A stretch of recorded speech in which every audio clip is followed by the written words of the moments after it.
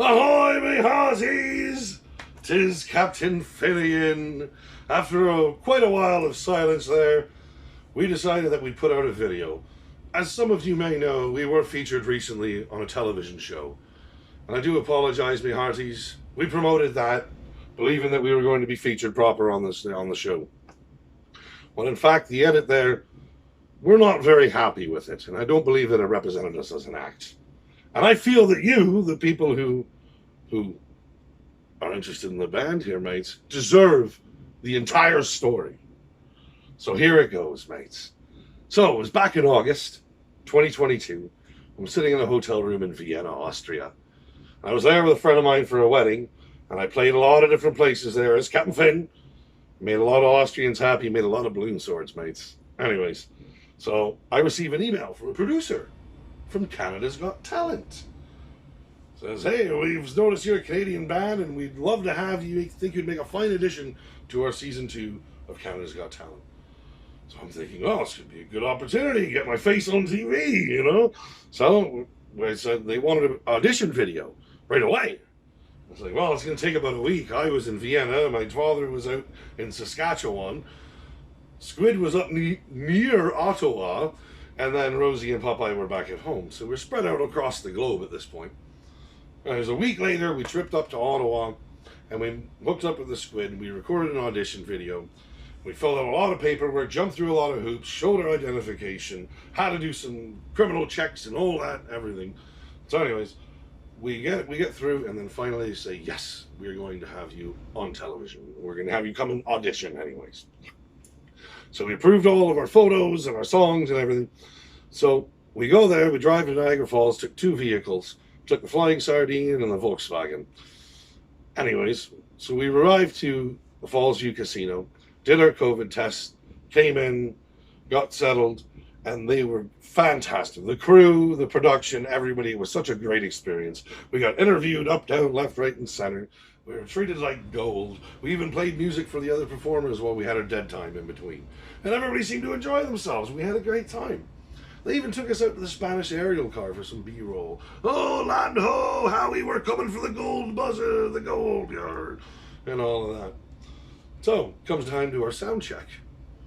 We get up there and stuff in a little room. We get on stage and we start going through our instruments. We do a sound check. Sound check was we feel was a little bit rushed. And there was a distinct lack of stage monitors in a very large venue. So timing was a bit of an issue, as well as pitch for some fretless instruments. Inquired about the monitors, they said they're not in this level of competition. Very surprising to me for a professional audio setup, something of that caliber. Regardless, so we get to stand by and we're getting ready to go on stage. And we're speaking with the hostess. We get called to stage. And we come out on stage as we normally do, taking it over. Ahoy, me hearties! We are Captain Finn and the Salty Sea Dogs, London, Ontario's favourite seaman and only pirate band, at your service. So the judges said hello and this and that. So what is this? What do you do? I was like, well, we sing sea shanties. We do songs of the sea, traditional Irish, few modern ones in there as well. We entertain the likes of children, adults, seniors. We play in pubs, we play at festivals, we play at private parties, pirate parties at that, and a lot of street performing because we're pirates. We have the freedom to go anywhere we want. Walk into a bar unannounced, uninvited, and just strike up a tune. That's commonly what we do. And pipes up, Howie Mandel says, well, if you're a boy band, you'd be called In Sunk. Good one, but no, that's not our name. Captain Finn, Salty Sea Dogs. So he says, well, I don't like the fact that he's armed. Points at my father, who's wearing a pistol or 2 on his chest. My dad pipes up and he says, well, we're pirates. Squid pipes up, we're armed to the teeth. I show him my pistol and my sword as we're all heavily armed, mate. He said, oh, that makes me uncomfortable. I was like, don't worry, mate. Mine's not loaded. At least I don't think it's loaded. He says, well, that makes me uncomfortable. What would you do if we buzzed you off the stage right now? I'm thinking in my mind here, well, this is not going the way I wanted it to at all. So I said, well, being street performers, we just take our little famous tip jar down there and go play for the audit when people leave the place in the lobby. Howie looks at us and says, well, good luck with that, snaps at us. I look at him and smile in soft, gentle voice, say, why, thank you. He said, well, let's just get on with it. Let's get on with it and see what you got. If I can just have one moment to address the audience. Oh, okay. Ahoy, my hearties, bienvenue, welcome aboard. We would like to invite all of you mates to come and sail under the black and sing a song with us here called The Old Dun Cow. It's about a pub that catches on fire. And instead of leaving the pub like sane people, they go to the cellar. That's where the good booze is. Long story short, one of the firemen's names is McIntyre. And so I say, somebody shouted McIntyre. I need all of you to shout out, McIntyre! So, all right, here we go. And we get into the song. Some friends and I in a public house, playing him a chance one night. When into the room a barman came, his face all chalky white. Ma goes Howie Mandel. Ma goes the next contestant, next judge. Trish Stratus was waiting for us. She wanted to hear the McIntyre, so we continued the song. You know, there was Brown upside down, lapping up the whiskey at the floor. Booze, booze, the fireman cried as they came knocking at the door. Don't let them in till it's all drink up. Somebody shouted McIntyre. I went like this, and the entire audience shouted out, McIntyre! It was so loud, it almost hurt my ears. One of the loudest McIntyres we've ever had. And we all got blue, blind, paralytic, drunk with until caught fire. And those were 4 X's. And pretty much I had no idea what to make of that. So I wasn't quite prepared for this to happen. And I was a little baffled. And they say, well, normally X marks the spot, so on and so forth. You saw that part, mates. And Howie Mandel was like, oh, well, this is awkward. And I said, well, we're free to leave, mates. I said, yeah, you're free to leave. And I was like, merci beaucoup, thank you very much, everybody. We are Captain Finn and the Salty Sea Dogs. I love you, goodbye. We turned around and we walked away. And we got to get over to our hostess, and the hostess says, oh, you know, she's wearing a pirate hat at that point. And, oh, it wasn't for the judges, but we thought you sounded great, yada, yada, yada. And I was like, that's all right, love. We've been thrown out of far nicer places than this. So then we did our little walk of shame there at the hallway as they normally film, and we sang Leave Her, Johnny, Leave Her. Oh, the work was hard and the wages low. Leave her, Johnny, leave her. And we gracefully left the stage. So we left, we had a little chat, wrap up with the producers, grabbed the rest of our props and gear and whatnot that we had left at the table in the holding area. And we left. And the captain was in a very distraught state. I didn't know what to think. I was disappointed, I was upset, I was a little angry too.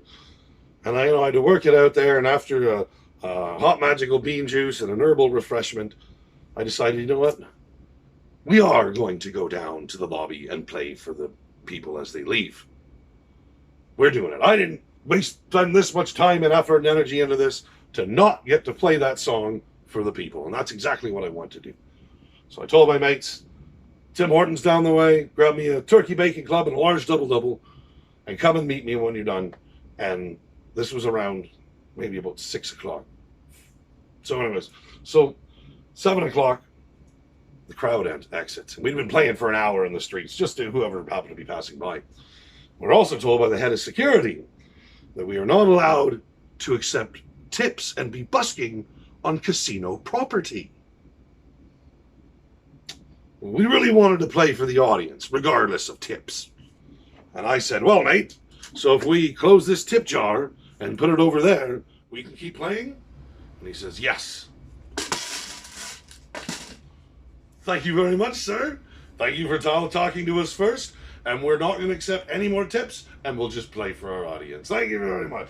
We went right back into song nights. So, comes the time when the audience was released. Probably about 2,000 people were in that audience. And they all had to leave out the same door and walk around the same corner. And as they left, and as they were leaving, we heard applause. We loved you. We loved you. You guys were awesome. This and that. People are cheering. They're clapping for us as we're just singing our hearts out in the street acoustic just for the joy of it. We had people trying to run up with 20s with 50s to put in the jar that they saw on stage. And I said, no, for free, all for free, mates, just the music, just for you. So we did that, and last the members trickled out. There was a bit of footage of us doing that, but unfortunately that was excluded as well. So we ended up finishing up after everybody trickled off, and I said, one of the producers, I said, listen, mate, is there any way you can let Howie Mandel know that Captain Finn got the rest of his time with his audience? He says, oh, I'm going to text so-and-so right now. He's sitting right next to Howie. Yep, he knows. And I felt vindicated after that. I was like, success! Captain Finn got the rest of his time with his audience. Hopefully they paint us in a good light, show the whole story here from us street performing pirates getting X'd off the stage and still going downstairs to go busking anyways, even though we were not allowed to accept tips on casino property. So after that, we decided that we'd split up. Rosie and the Grand Admiral ended up taking off in the Volkswagen. Squid and Popeye, we were not done yet. So we went up for a pint, because that's what you do. We went up for a pint, we had our pint, and we said, you know what, let's go downtown, a busy area, let's just play for fun. See if we can recover some of our lost wages, if you will. So we go downtown, and we ended up playing for about an hour and a half, 2 hours. Didn't make a whole lot of money, but we made enough. We made enough. So, covered our parking, most of our gas, and we were going to buy something to eat because we were starving at this point. We hadn't eaten a proper meal all day. So, we go to gas up, we're in the convenience store, and we go to leave. And we get about 20 minutes down the road, and Popeye forgot his cell phone. We were going to stop at a and settle for it at a McDonald's down the way. So we turned around, we went back to the gas station to look for his cell phone. Turns out it was under the seat of the Flying Sardine, which you could be surprised when I fit in this tiny little car, mates. Anyway, so we get a cell phone, and we said, you know what, we're really hungry. There's a shawarma place right here. We've got enough, we can cover our meal. So that's what we did. We sat down, and we ate shawarma. And it was the best dang shawarma I've had in a very long time, mates. True story. But it doesn't end there. It doesn't end there. The story continues. So, from that point, we ended up driving home. I dropped my mates off. It's very late at this point, maybe 1 o'clock in the morning. And I walk in the door, and I'm told, we had a bad day. I'm surprised somebody's up. I said, what happened? And while I was gone, at about 9 o'clock, about the time I would have been home if I'd have just gone home afterwards, our family dog, beloved dog, Bella, of 12 years, had passed away of natural causes.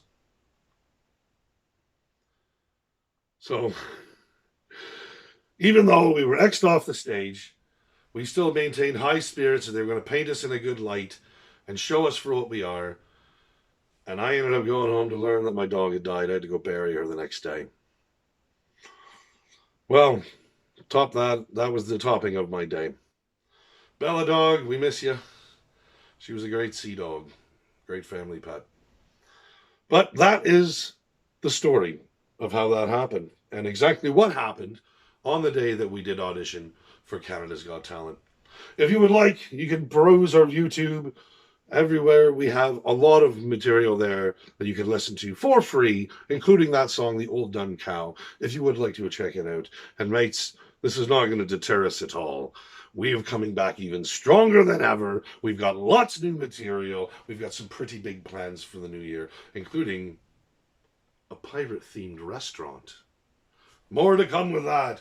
But in the meantime, thank you for listening, mates. I really do believe that you deserved an explanation about exactly what happened. I thank you for listening. I love you, you blackguards. Goodbye.